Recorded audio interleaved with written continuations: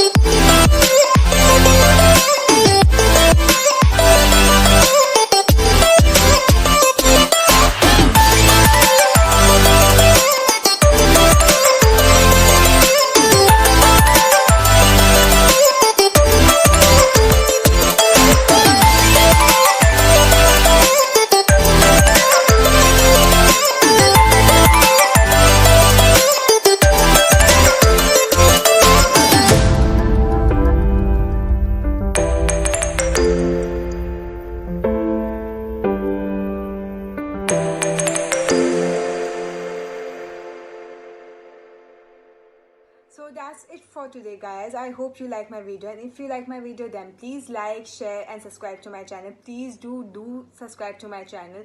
That will increase my motivation. Or if you have any suggestions or requests, so please write down in the comment box, and also please follow me on Instagram or YouTube. Thank you.